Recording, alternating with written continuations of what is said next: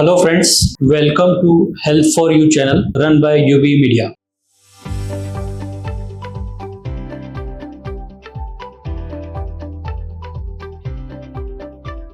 Myself Dr. Pushpavardhan Mandlecha. I am a pediatric orthopedic surgeon based in Indore. आज हम आपके सामने एक बहुत ही इम्पोर्टेंट टॉपिक लेके आए हैं जिसके बारे में हम डिस्कस करना चाहते हैं। आप सभी जानते हैं समर वेकेशंस आ रही हैं and as the summer vacations are arriving हम सब के घर के बच्चे आउटडोर एक्टिविटीज बढ़ जाती है और आउटडोर एक्टिविटीज बच्चों की जब बढ़ती है तो देयर आर हाई चांसेस कि वो किसी भी चीज से इंज्योर हो सकते हैं, गिरने से, खेलने में, एक दूसरे से टकराने में। So there are various ways in which they might injure themselves. So आज हम इस बारे में बात करके ये समझना चाहेंगे कि कैसे इन इंजरीज को प्रिवेंट किया जा सके और अगर इंजरी हो जाती है तो हम कैसे इसका प्राइमरी मैनेजमेंट करें और कैसे मेडिकल हेल्प को सीख करें। सबसे पहले ये समझते हैं कि समर वेकेशंस में आउटडोर एक्टिविटीज बढ़ने में there are certain high risk activities जो बच्चों को पसंद भी बहुत है और वो करने वाले भी हैं, तो हमें कैसे उसे प्रिवेंट करना चाहिए। समर में बच्चे यूजुअली प्ले जोन में जा रहे हैं, ट्रैम्पोलिन में खेल रहे हैं, बंजी जंपिंग कर रहे हैं या एनी अदर कॉन्टैक्ट स्पोर्ट्स जैसे फुटबॉल, वॉलीबॉल जैसे स्पोर्ट्स खेल रहे हैं जहां पर हाई इंटेंस एक्टिविटीज होती हैं और इनएडवर्टेंटली इंजरीज के चांसेस बढ़ जाते हैं।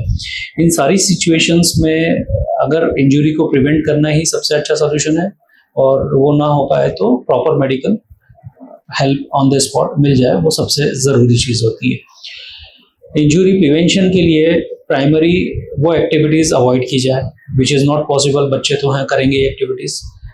दूसरा, अगर कोई भी एक्टिविटी ऐसी की जा रही है तो it should be properly supervised, supervision of the parents and one of the trainer, and trainer should be experience enough जो इंजरी को प्रिवेंट करने या होने से रोकने में एक्सपीरियंस होल्ड करता हो।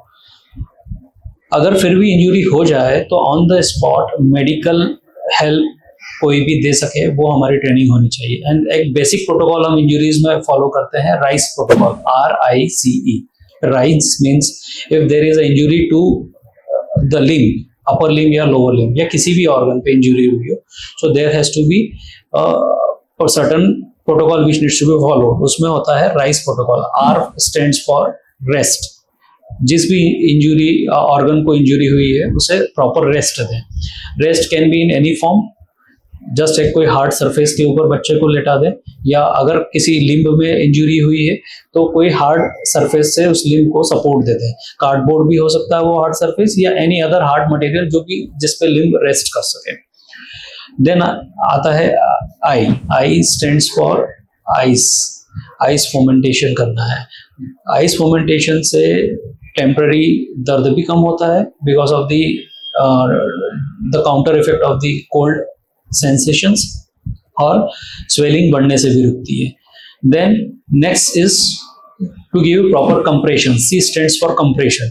कंप्रेशन एक ऐसी चीज है जो अगर ज्यादा टाइट कर दिया तो ब्लड सर्कुलेशन को रोक भी सकती है और अगर लूज रखा तो वो अपना काम नहीं करेगा। तो compression has to be given in a proper manner. Compression के लिए इलास्टिक बैंडेज का यूज करना होता है। इलास्टिक बैंडेज में सबसे इजीली अवेलेबल होती है क्रैप बैंडेज। क्रैप बैंडेज से आप इंजर्ड ऑर्गन को रैप कर दें और it should not be very loose and it should not be too tight, so that circulation चलता रहे, जिससे बच्चे को रेस्ट भी मिलेगा और स्वेलिंग बढ़ने से रुकेगी। जस्ट इन केस अगर किसी इंजर्ड ऑर्गन से ब्लीडिंग हो रही है, in that case also you need to give compression so that bleeding कम हो या रुके। So compression is very important. And last is elevation. Elevation means injured limb को, चाहे वो अपर लिम्ब हो या लोअर लिम्ब को, उसको एलिवेट करना है। सपोज करें डिस्टल हैंड या फोरआर्म पे इंजरी है या एल्बो पे इंजरी है तो hand should be elevated like this. Elevation से अगेन स्वेलिंग बढ़ने से रुकती है। ओके, एंड अगर एक्सट्रीमिटी इंजरी ही है, इन दैट केस एक्सट्रीमिटी को कंटिन्यूअस मूवमेंट करते रहना चाहिए। अपर लिम्ब की मूवमेंट है तो continuous finger movement, lower limb की इंजरी हो तो कंटिन्यूअस टो मूवमेंट करते रहना चाहिए, जिससे एक सर्कुलेशन प्रॉपर एंश्योर हो सके और ब्लड स्टेग्नेशन ना होते हुए स्वेलिंग ना बढ़े। तो इन बेसिक बातों का ध्यान रखिए, हम primary medical management on the spot कर सकते हैं इन एनी सिचुएशन। ओके, ये एडल्ट में भी यही मेथड काम में आ सकती है। अब हम बात करें बच्चों में, वाई ये इंजरी अगर हो जाती है तो we have to seek proper medical advice. What I mean to say by proper medical advice is, बच्चों की इंजरी एडल्ट की इंजरी से डिफरेंट है। हम आम भाषा में ऐसे कहते हैं कि बच्चा मिनिएचर एडल्ट नहीं है। बच्चे की अपनी एक फिजियोलॉजी होती है, बच्चों की बोन की अपनी एक एनाटॉमी होती है, इसलिए बच्चों की injuries has to be tackled in a very different manner and it should be tackled by a experienced doctor. और इसलिए पीडियाट्रिक ऑर्थोपेडिक डॉक्टर्स हैं जो बच्चों की एनाटॉमी को समझते हैं और प्रॉपर ट्रीटमेंट कर सकते हैं। बच्चों में होने वाली कॉमन इंजरीज जैसे फाइशियल इंजरीज होती है। फाइशियल इंजरीज का मतलब बच्चे की बढ़ती हुई बोन जहाँ से बढ़ती है उस जोन को कहते हैं फाइसिस। फाइसिस एक ऐसा जोन है जहाँ से बोन की लेंथ बढ़ती है, और अगर वो ही डैमेज हो जाए तो बच्चे की लेंथ में इश्यू आ सकता है। अगर वो एसिमेट्रिक डैमेज होती है तो बच्चे की लिंब आड़ी या टेढ़ी तिरछी होने की रिस्क भी रहती है। So that's why facial injuries are very dangerous and it has to be diagnosed properly and treated properly. तो फाइशियल इंजरीज बच्चों में होती है जो कि एडल्ट में नहीं होती, और इसलिए इसे प्रॉपर्ली टेकल करना होता है by a experience doctor. Likewise there are certain other injuries जो कि कॉमनली मिस हो जाती है। लाइक बच्चा एल्बो के बल गिरा है, एक्सरे में देखा कुछ इंजरी दिखी नहीं रही है, but there is gross swelling.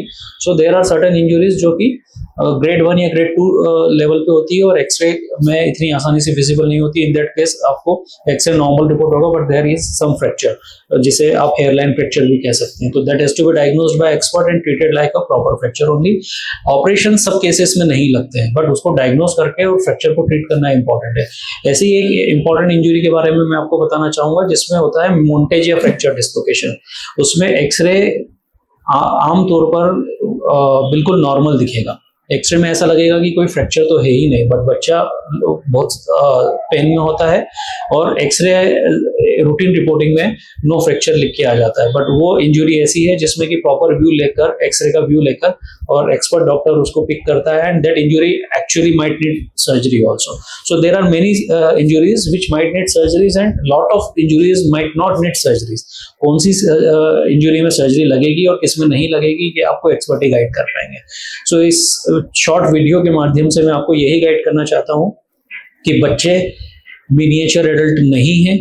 बच्चों को किसी भी इंजरी के लिए प्रॉपर गाइडेंस और प्रॉपर डायग्नोसिस एंड ट्रीटमेंट की रिक्वायरमेंट रहती है। उनके लॉन्ग टर्म फ्यूचर को सिक्योर करने के लिए, उनकी मोबिलिटी इंश्योर करने के लिए और नॉर्मल डेवलपमेंट इंश्योर करने के लिए एक एक्सपर्ट की एडवाइस देना जरूरी है। तो आपको अगर किसी भी इंजरी के बारे में, या कोई ऐसी इंजरी जो पहले हो गई और अभी मिस मैनेज हुई है या मैनेज नहीं हो पाई है प्रॉपरली, और आप उसका प्रॉपर गाइडेंस चाहते हैं, तो आप इस चैनल के माध्यम से हमसे जुड़ सकते हैं, मुझसे डायरेक्ट संपर्क कर सकते हैं। Thank you.